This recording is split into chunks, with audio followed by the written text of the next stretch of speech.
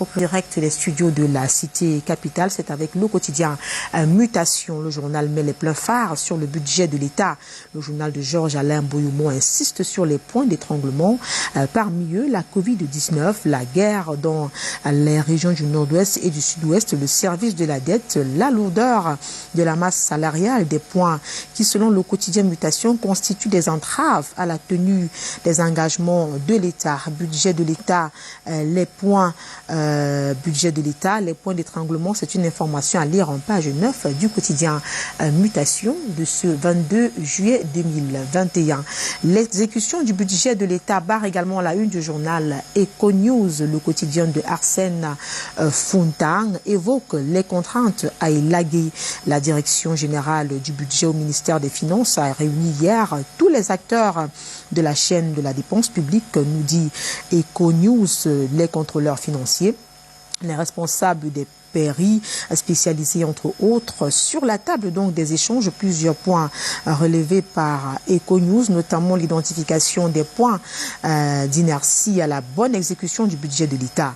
Des propositions ont d'ailleurs été formulées au ministère des Finances que dirige Louis-Paul Motazé. Proposition à découvrir en pages 6 et 7 d'Eco-News, parution de ce jeudi matin. La revue de presse Acte 11 poursuit toujours en économie avec l'économie. Le journal de Thierry Écoutier parle de la relance économique post-Covid-19. Les chefs d'État africains plaident pour la reconstitution des ressources de l'Association internationale de développement IDA en abrégé, c'est le journal qui le dit. Journal qui nous informe en outre qu'ils étaient réunis à Abidjan en Côte d'Ivoire le 15 juillet 2021. Le président de la République était représenté pour la circonstance par le ministre de l'économie, de la planification et de l'aménagement du territoire, Alamine Ousmane. Mais le quotidien L'économie parle également en plus détail de l'Association internationale de développement IDA, une institution mondiale qui aide les pays à revenus faibles à réduire la pauvreté. Pour d'amples informations, lire l'article de nos confrères en page 3 du quotidien L'économie de ce jeudi 22 juillet 2021. On reste dans la page consacrée à l'économie avec Réalité Plus. Le quotidien de Paul Ngwari et Kindi nous emmène à la direction générale des impôts où, d'après le journal, 1000 milliards ont été collectés en 6 mois seulement, du jamais vu pour le quotidien d'information qui ajoute qu'impossible n'est pas modeste. D'après nos confrères, dans l'histoire des impôts au Cameroun, c'est la toute première fois que les services des impôts réussissent à collecter 1000 milliards en 6 mois seulement.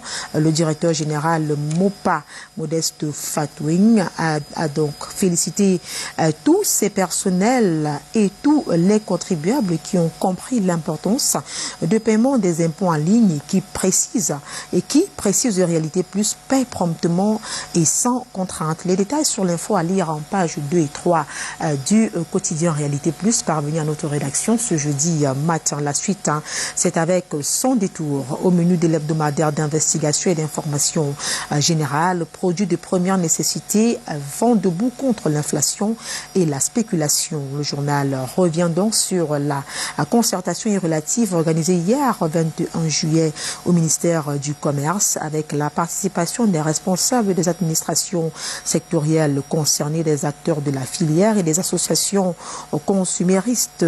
Objet principal donc de la rencontre, trouver les voies et moyens pour sortir le Cameroun du spectre de la pénurie des denrées alimentaires et de la surenchère des prix.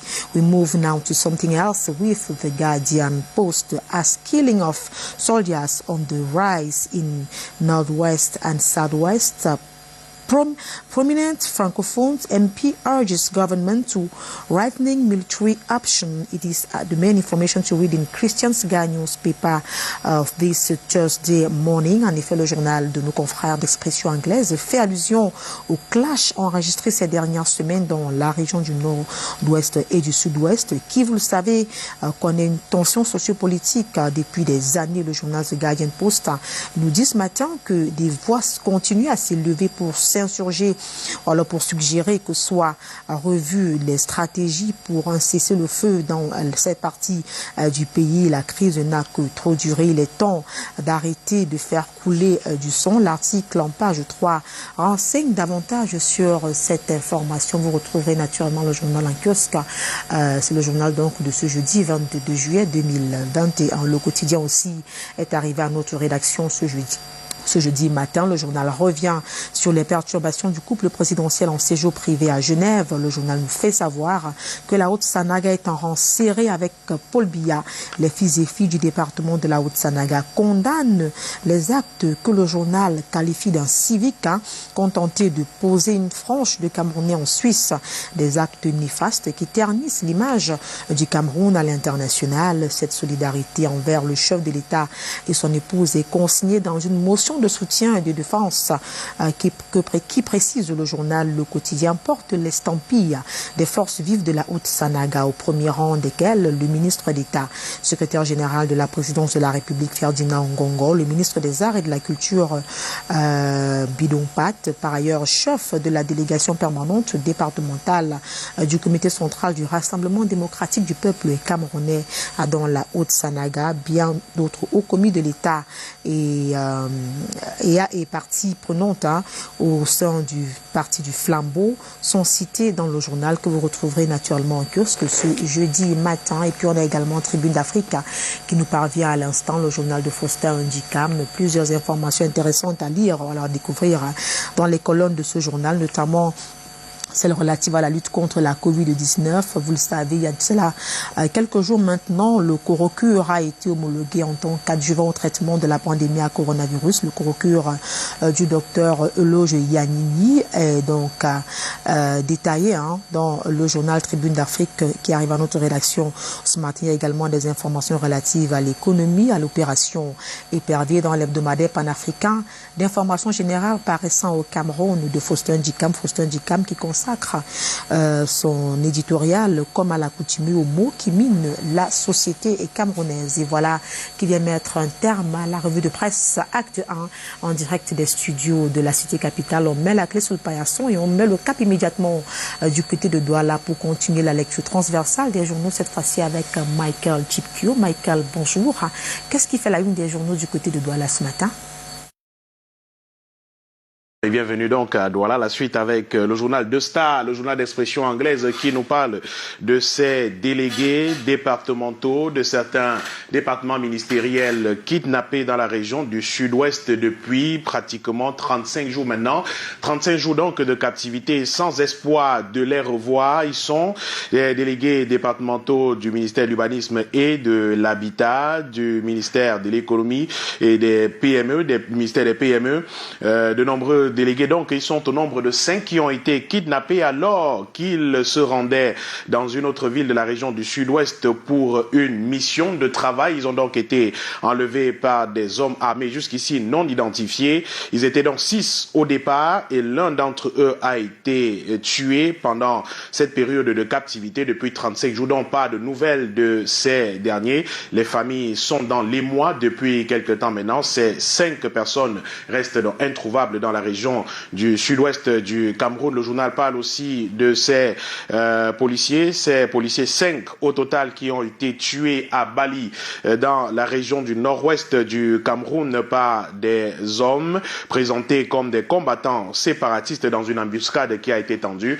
Ces 5 policiers ont donc trouvé la mort dans cette embuscade dans la région du nord-ouest du Cameroun, écrit le journal d'expression anglaise de Star en kiosque aujourd'hui. La nouvelle expression est également parue aujourd'hui et parle de cette menace d'un député sur des journalistes dans le septentrion du Cameroun, menace justement du député Salmana Amadou du Front pour le Salut national du Cameroun, FSNC, le parti du ministre Issa Chirouma Bakari. L'honorable Salmana Amadou n'a visiblement pas apprécié l'article dénonçant ces actes de violence sur une femme en public. Adola Klamissia, journaliste au quotidien Le Jour, chef d'agence dans le Septentrion. Innocent Blaise Youda, journaliste au bi-hebdomadaire L'Œil du Sahel, au trait hebdomadaire L'Œil du Sahel, sont menacés de mort en ce moment par ce député.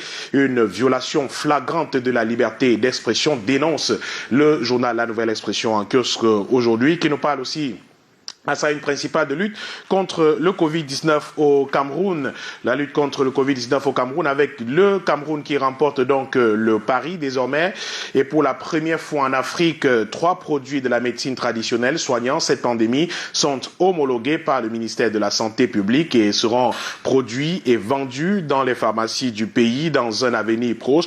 Écrit le journal, qui est allé donner la parole au président national de l'association des tradis praticiens de santé du Cameroun. Lui, il invite le monde à faire confiance à la médecine africaine. Dans une interview accordée à La Nouvelle Expression, le professeur Ouba Razak affirme que de nombreux autres produits non encore homologués ont vaincu le coronavirus au Cameroun. Pour eux, donc pour l'association des tradis praticiens du Cameroun, c'est une grâce pour notre pays d'homologuer justement ces produits de lutte contre le Covid-19. L'ancien président du syndicat des médecins du Cameroun, le docteur Apollinaire Oko, médecin généraliste dans un hôpital, réagit à l'homologation de ces médicaments de lutte contre le coronavirus issus de la médecine africaine. Dans une interview accordée à La Nouvelle Expression, lui revient sur les processus de cette médecine et apprécie l'initiative du ministère de la Santé publique. C'est dans ce dossier de 4 pages consacré par La Nouvelle Expression à ce sujet. C'est dans les colonnes du journal paru ce jeudi. Le Messager est également paru aujourd'hui et revient sur cette affaire, ce qui s'est passé exactement à Bafoussam lundi dernier, ce qui s'est passé à Bafoussam en cette journée de mardi 20 juillet précisément, où une députée à l'Assemblée nationale, députée PCRN du Vry dans le littoral, allait à Fumban pour passer la fête de la Tabaski en famille à Bafoussam. Ses attributs d'élus de la nation sont copieusement brocardés. Retour donc sur un moment à couper le souffle relaté par le quotidien Le Messager en kiosque, lui qui en profite pour donner la parole à certains collègues de la députée Nourane Footing. Jean-Michel Nitieux, par exemple, estime que le Cameroun est une république bananière, ne se sent pas surpris par cette levée de bouclier relativement à l'agression de l'honorable Nourane Footing. Cela frise de l'hypocrisie, lance-t-il dans les colonnes du journal Le Messager aujourd'hui. L'honorable Joséphine Timo, députée RDPC de Bamoutos, condamne toute forme de violence d'où qu'elle vienne. Divoïsa Aïssa Amadi, député UNDP du Mayoloti, estime qu'une élue du peuple doit être respectée. Certains défenseurs des droits de l'homme s'expriment également sur la question. Maximilienne Gombier, directrice exécutive du REDAC, estime que c'est fort regrettable ce spectacle auquel on a assisté à Bafoussam. Cyril Roland de Béchon, des nouveaux droits de l'homme, pour sa part, parle d'une violence gratuite de tous les protagonistes, d'une violence qui pouvait pourtant être évitée. La une principale du Messager parle de ces pratiques peu orthodoxes au port autonome de Douala, avec Bolloré qui veut saisir les comptes du PAD, le PAD qui est mis au parfum d'une intervention de saisie, attribution de créances pratiquées illicitement sur ses comptes bancaires en exécution de la sentence arbitrale le 10 novembre 2020 par le tribunal de la CCI. Tout savoir sur cette affaire en page 5 du quotidien Le Messager paru ce jeudi. Kalara est également en kiosque ce jour et nous amène au tribunal criminel spécial avec les ennuis judiciaires de l'ancien recteur de l'université de Douala, le professeur Bruno Bekolo-Ebe. L'ancien recteur donc a terrassé le contrôle supérieur de l'État au sujet de 24 fautes de gestion qui lui avaient été imputées par le Conseil de discipline budgétaire et financière, des fautes en lien avec un autre procès encore pendant devant le tribunal criminel spécial. Réaction de l'ancien recteur Bekolo-Ebe. Pour lui, le contrôle supérieur de l'État cherchait à régler son compte. Réaction donc à l'issue de cette décision du Consupé, à lire dans les colonnes de l'hebdomadaire du Monde juridico-judiciaire Kalara paru ce jour, qui parle aussi à son pied une d'indemnisation avec 2 ministres, le gouverneur et le préfet, devant la barre dans une affaire à Yaoundé. L'affaire secoue la capitale depuis quelque temps. L'ouverture forcée d'une route sur les terres de la collectivité député Mvok Salah Mvok Ela, en plein cœur de Yaoundé, est à l'origine d'une procédure judiciaire visant à sanctionner des abus qui remontent pour les premiers à 2008 dans les rangs des mis en cause des ministres, le gouverneur de la région du centre, le préfet du Foundi, le maire de la ville de Yaoundé, mais aussi le directeur général d'une entreprise qui a pignon sur rue dans la capitale camerounaise. Les raisons d'une révolte à retrouver dans ce dossier consacré à l'affaire dans les colonnes du journal Kalara en kiosque aujourd'hui. La cloche, l'hebdomadaire, est également en kiosque ce jour. L'hebdomadaire La Cloche qui nous amène encore au port autonome de Douala pour nous montrer comment le directeur général actuel a transformé la place portuaire en 5 ans seulement. Arrivé à la tête du PAD en 2016, le directeur général est en passe de réaliser l'inédit managérial. En l'espace de 4 ans, le directeur général du port autonome de Douala enregistre des résultats impressionnants. Le PAD a clôturé l'exercice 2020 en nette hausse, affichant un total bilan de plus de 280 milliards de francs CFA. Un résultat satisfaisant salué par le bi-hebdomadaire La Cloche qui est en kiosque aujourd'hui. D'autres chiffres forts, éloquents à retrouver dans les colonnes de ce journal qui est paru ce jour. Sans détour est également en kiosque ce jour. Sans détour qui nous parle des produits de première nécessité au Cameroun avec le ministère du Commerce qui se bat coûte que vaille pour éviter l'inflation et la spéculation dans les marchés. Une concertation relative a été organisée il y a quelques jours à Yaoundé au ministère du Commerce avec la participation des responsables des administrations concernées, des acteurs des différentes filières, des associations consuméristes. Objectif principal, sortir des marchés du Cameroun du spectre de la pénurie des denrées et du surenchérissement des prix.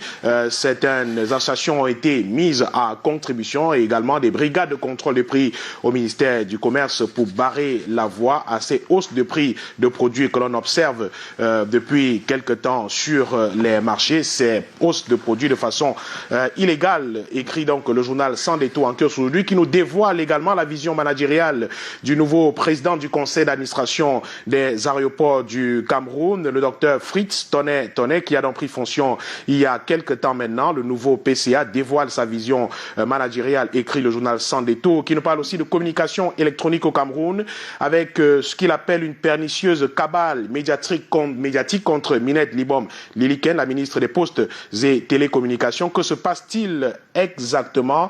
La perfidie de la guerre froide entre la mine Postel et le président du conseil d'administration de l'entreprise Nextel. Les détails à retrouver dans le journal Sans détour. L'Albatros est également paru ce jour. L'Albatros qui nous parle de métrologie à sa une aujourd'hui avec Luc Magloire Baga Atangana qui plaide pour la justesse des prix, poids et mesures sur le marché camerounais. Le Cameroun peut se targuer aujourd'hui d'être au rang des pays qui maîtrisent les prix des produits de première nécessité sur le marché. La vie chère est un lointain souvenir au Cameroun.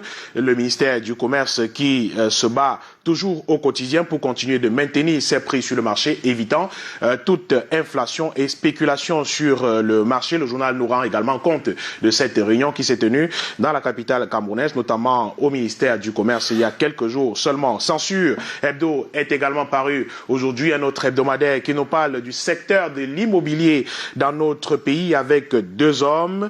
Le pari de ces deux est de convaincre le maximum de jeunes Camerounais à l'intérieur du pays comme au sein de la diaspora que partir de zéro pour devenir des héros est possible. Ces deux dans le secteur de l'immobilier au Cameroun se sont fait une place sous le soleil et donc appliquent des prix pratiquement sociaux pour permettre aux Camerounais d'avoir chacun un logement. C'est ce qu'écrit donc le journal Censure Hebdo qui est en kiosque aujourd'hui. Binam News est également paru ce jour. Binam News qui reparle de ce conflit à la chefferie Bagam dans la région de l'ouest du Cameroun et cet arbitrage de l'administration par le préfet François Etapa. Le journal est au cœur de cette affaire au sein de cette chefferie pour tenter de nous donner les vérités. Que se passe-t-il? Que s'y passe-t-il donc exactement? Réaction de l'autorité administrative, de l'ancien chef de la forêt sacrée et autres personnes. Le testament légal du chef Simo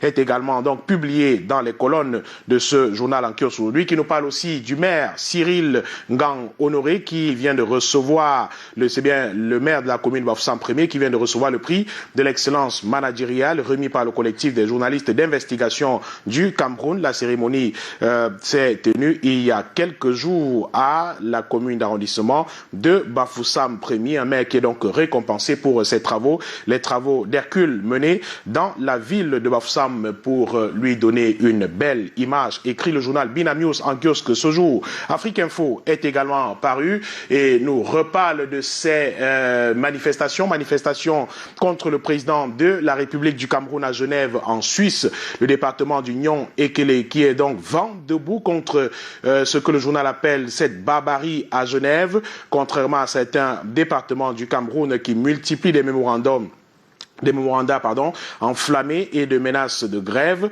revendiquant leur part du gâteau national. Le département d'Union Ekele, écrit le journal Afrique Info, pourtant berceau du marquis, demeure curieusement calme depuis des lustres et pourtant c'est le parent pauvre du renouveau national. Le préfet Peter Tiende et ses collaborateurs veillent donc au grand et l'Union Ekele qui vient donc de se prononcer et dit non à ces manifestations contre le président de la République du Cameroun. Et on termine cette revue de presse avec SNJC Littoral Info Mag. SNJC Litto Info Mag, c'est donc un nouveau magazine justement dans la presse camerounaise, le magazine du SNJC, le syndicat national des journalistes du Cameroun, avec cette section du littoral qui se démarque et vient donc de rendre publique sa première publication sous la plume du directeur de publication de ce magazine, Aristide Ekambi, par ailleurs président de la section littorale du syndicat national des journalistes du Cameroun. Il revient sur le contexte de naissance de ce magazine. À ce jour, le SNJC compte plus de 600 membres et 10 sections régionales fonctionnelles. C'est le seul syndicat au Cameroun détenteur de la carte internationale de presse éditée par la FIJ et susceptible de protéger tout journaliste aussi bien aux frontières qu'en cas de difficulté. De plus, le SNJC a l'avantage d'avoir à sa tête des leaders très dynamiques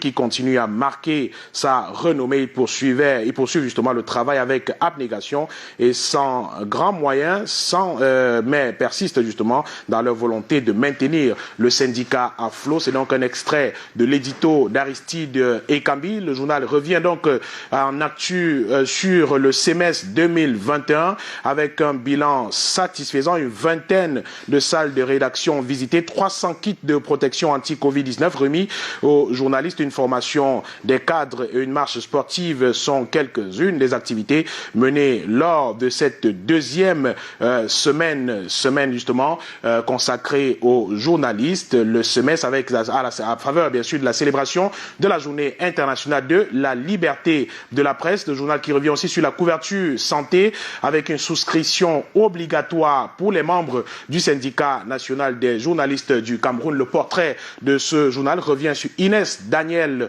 Ondoa Mbala, qui est donc présidente de la section SNJC du sud-ouest du Cameroun. Le dossier de ce journal est consacré à la lutte contre le Covid-19, mots et mots de la pandémie, un dossier entier proposé par des journalistes du SNJC avec en success stories, Denis Kwebo, Marion Obam, Annie Payep Lépé, Yves Ndjoko, portrait de ces trois hommes ou femmes justement qui font vivre le syndicat national des journalistes du Cameroun. C'est un journal sur lequel on reviendra certainement dans nos prochaines éditions. C'est avec donc ce journal du SNJC Litto qu'on va refermer cette session réservée à la revue de presse Michael Tipio. Et d'ailleurs, vous le savez, en tant que frère, ami et collègue, c'est l'occasion d'ailleurs pour nous de vous adresser, ou surtout de nous souhaiter beaucoup de courage, parce qu'on sait que vous êtes affligé depuis quelques jours pour la perte de cet être qui vous est très cher. Et on le sait aussi, Patricia, le début donc des obsèques, c'est ce jour avec la levée des corps. Et surtout, la suite sera un petit peu difficile, on peut l'imaginer. En tout cas, sur ce plateau, beaucoup de courage. Nous adressons sincèrement, mon très cher frère, nos condoléances les plus attristées. Merci beaucoup. Merci Patricia, merci Thierry. Si on a raison de le dire souvent, mais on dit un homme ne pleure pas. Ouais, on essaie de tenir le coup. Voilà. Il faut tenir le coup, mon cher. Merci infiniment. C'est la vie. C'est Dieu qui donne, c'est Dieu qui reprend.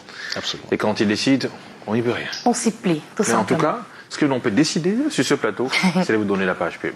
Maintenant.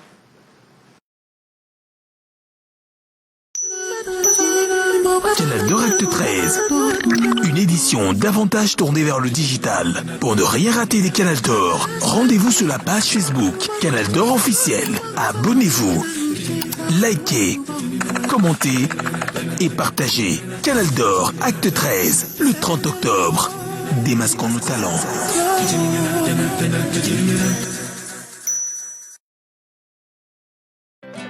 En pleine crise de la Covid-19 et de tous ses variants, la qualité de l'air devenant de plus en plus mauvaise, il est plus important que jamais de vous assurer que l'air autour de vous et de votre famille, de vos collaborateurs ou de tierces personnes est sain. Avec le purificateur d'air Purity Multi-Effet, un appareil de haute performance, 360 degrés de conception de filtre à flux d'air frais, détecte automatiquement la qualité de l'air en temps réel